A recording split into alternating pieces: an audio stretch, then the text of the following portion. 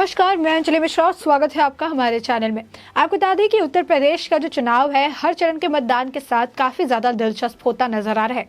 3 चरण के मतदान उत्तर प्रदेश में संपन्न हो चुके हैं। चौथे चरण के मतदान कल यानी 23 फरवरी को होने वाले हैं और ऐसे में चौथे चरण के मतदान से पहले इस वक्त जो खबर निकलकर सामने आ रही है वो ये है कि उत्तर प्रदेश विधानसभा चुनाव के तहत प्रयागराज, गोरखपुर और वाराणसी में होने वाले मतदान से पहले किसान नेता राकेश टिकैत और संयुक्त किसान मोर्चा यानी एसकेएम के अन्य नेता इन जिलों का दौरा करने वाले हैं।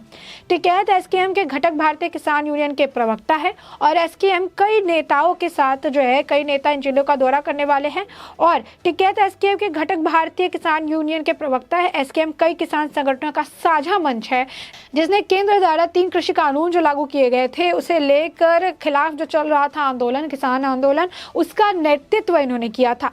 अब ऐसे में ये पूरा जो टाइम टेबल है किस तरीके का है, किस तरीके के ऐलान किए गए हैं। बता दें कि भाकियू के प्रवक्ता सौरभ उपाध्याय ने बताया कि एसकेएम 23 फरवरी से प्रयागराज, 28 फरवरी को गोरखपुर और 2 मार्च को वाराणसी में संवाददाता सम्मेलन करने वाले हैं। और ऐसे में उपाध्यक्ष ने बताया कि किसान नेता राकेश टिकैत, शिव कुमार शर्मा कक्का जी, योगेंद्र यादव अन्य नेता एसकेएम के इस कार्यक्रम में शिरकत करने वाले हैं। इस दौरान उन्होंने कहा कि इस दौरान हम ये नहीं कहेंगे मतदाताओं से कि किसे मतदान करना है, किसे वोट देना है, किसे वोट नहीं देना है। हम सिर्फ यही कहने वाले हैं कि उन लोगों को सजा दें जो किसानों के खिलाफ है। तो आपको बता दें कि ये जो बयान है ये काफी ज्यादा उलटफेर होते रहते हैं।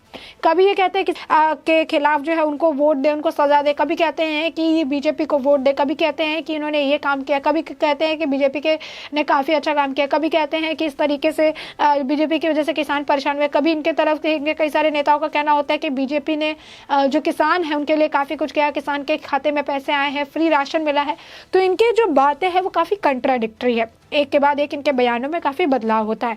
पहले समाजवादी पार्टी की जीत का दाव ठोक रहे थे, अब समाजवादी पार्टी से भी इन्हें कोई लेना देना नहीं है, अब इसीलिए कर रहे हैं। तो कभी समाजवादी पार्टी को इनकी जरूरत पड़ जाती है। तो इस तरीके के ये मामले काफी ज्यादा निकलकर सामने आते रहते हैं और इस तरीके के बयान भी इनका देखने के लिए मिलता है। गौरतलब है कि प्रयागराज में 27 फरवरी को, गोरखपुर में 3 मार्च को और वाराणसी में 7 मार्च को मतदान होना है। इसी के साथ आपको बता दें कि विधानसभा चुनाव के जो रिजल्ट है वो 10 मार्च को आने वाले हैं और उत्तर प्रदेश सरकार में मंत्री नंद गोपाल गुप्ता और सिद्धार्थनाथ सिंह प्रयागराज से भाजपा के लिए लोकप्रिय उम्मीदवारों में शामिल है। वहीं मुख्यमंत्री योगी आदित्यनाथ गोरखपुर से विधानसभा चुनाव लड़ रहे हैं। वाराणसी प्रधानमंत्री नरेंद्र मोदी का लोकसभा क्षेत्र है और भाजपा का उसे गढ़ माना जाता है। यानी साफ तौर पर अगर कहे तो यहाँ पर ये सब देखते हुए एक रणनीति तैयार की गई है, जिस रणनीति के तहत ये काम करेंगे, जिस रणनीति के तहत ये आगे इस तरीके से जो आंदोलन करने की बात करें, इस तरीके से जो कह रहे हैं कि घर घर जाकर ये कहेंगे किसे वोट देना है, किसे वोट नहीं देना है, किस तरीके से काम करना है, इसकी बात राकेश टिकैत कह रहे हैं। इसके बाद दौरा करने की ये बात कह रहे हैं। तो बता दें कि प्रयागराज, गोरखपुर और वाराणसी में होने वाले मतदान से पहले किसान नेता राकेश टिकैत और साथ ही संयुक्त किसान मोर्चा एसकेएम के अन्य नेता इन जिलों का दौरा करने वाले हैं। भारतीय किसान संघ यानी बीकेयू के प्रभावशाली राष्ट्रीय प्रवक्ता राकेश टिकैत की ये जानकारी सोशल मीडिया पर खुद भी शेयर की है।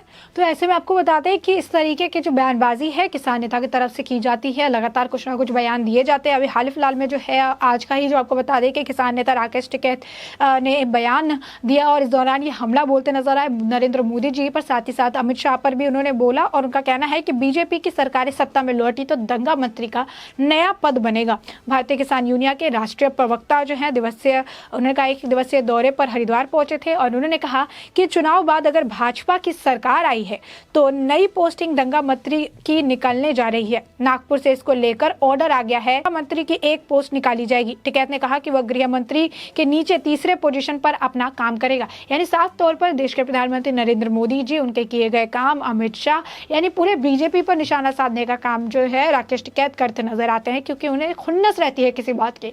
उन्हें बीच में ये था कि कहीं उनकी जो पर्सनालिटी है वो ना दब जाए, कहीं इनका ये मुद्दा खत्म ना हो जाए। तो किसान आंदोलन का मुद्दा खत्म होते ही उन्होंने कई सारे और मुद्दे उठा लिए, कई सारे और मुद्दों पर वो बात करते नजर आए, कई सारे और मुद्दे उनके लिए अहमियत रखने लगे। जिसके बाद आपको बता दें कि अपनी आइडेंटिटी बचाने के लिए एक के बाद एक इन्होंने मुद्दे निकालना शुरू कर दिया। एमएसपी का मुद्दा निकाला, मुआवजे का मुद्दा निकाला और इसी तरीके से सरकार को धमकाने का काम करते रहते हैं, सरकार को खिलाफ बोलते रहते हैं ताकि इसी जरिए कम से कम वो चर्चा में बने रहेंगे। इसी जरिए कम से कम राकेश टिकैत जो है, आंदोलन खत्म होने के बाद भी राकेश टिकैत का चेहरा जीवित रहेगा और इसी को पूरे तरीके से आगे बढ़ाने के लिए जो है लगातार बेतुके बयान, लगातार जो है कई सारे बेतुके मांग गए, लगातार जो है इसी तरीके की टिप्पणी, लगातार सरकार को डराने धमकाने का काम, लगातार सरकार को हूल देने का काम, लगातार सरकार को जो है अलग अलग निर्देश जारी करने का काम, अलग अलग मांगे करने का काम जो है राकेश टिकैत द्वारा जारी रहता है। साथ ही इस दौरान आपको बता दें कि किसान नेता ने कहा कि दंगा मंत्री से बयानबाजी करवाई जाएगी क्योंकि इनको सबको बयान देना पड़ता है तो सारे बदनाम हो जाते हैं। इस नई कवायद में कम से कम एक नेता ही बदनाम होगा। यहाँ पर टिकैत आप देख सकते हैं किस तरीके की बयानबाजी कर रहे हैं। टिकैत का कहना है कि बीजेपी सबसे बड़ी प्राथमिकता हिंदू मुस्लिम के बीच भेड़ चाल जो है पैदा करना है, हिंदू मुस्लिम के बीच जो है एक बड़ा रिफ्ट पैदा करना है, भेदभाव पैदा करना है। उनका कहना है कि इससे पार्टी को चुनाव में फायदा मिलता है। जब तक ऐसा होता ही रहेगा तब तक ये लोग बेचते रहेंगे। अब ये रखिए कि ये साफ तौर पर राकेश टिकैत जो है जो इस तरीके की बात कर रहे हैं, उनका भी कोई जो है, उन्होंने पहले कहा किसी पार्टी का समर्थन नहीं करता, फिर समाजवादी पार्टी के लिए बोल रहे थे, फिर अभी इनके बयान बदल गए।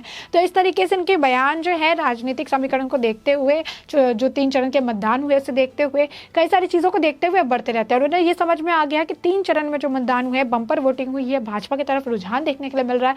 तो ऐसे में इसे किस तरीके से असंतुलित किया जा सकता है, इसे किस तरीके से बदला जा सकता है, तो उसके लिए क्या करेंगे कि उसके लिए इसे पहले से ही ये इस तरीके के प्लान बना लेते हैं। इससे पहले खुद ही जो है लाइमलाइट में लाने के लिए आप दौरा करने की बात कर रहे हैं, कह रहे हैं प्रयागराज जाएंगे, बनारस जाएंगे, जहां पर जो मतदान होने वाले हैं, मतदान होने से पहले जाएंगे और जाके मतदाताओं को प्रभावित करने की कोशिश करेंगे, क्योंकि इन्हें पता है कि अगर बीजेपी वापस सत्ता में लौटती है तो कई सारे काम जिनके द्वारा किए गए हैं जो कि किसानों के हित में नहीं, किसानों के नाम पर किए गए हैं लेकिन बिल्कुल भी गलत थे, तो उन पर कार्रवाई हो सकती है और इनके खिलाफ लठ बच सकती है। और इसी से बचने के लिए इनका ये आखिरी आप कह सकते हैं कि एक जो कोशिश है ये करना चाह रहे हैं और इसी कारण से इस तरीके से दौरा है जो करने की ये बात कह रहे हैं।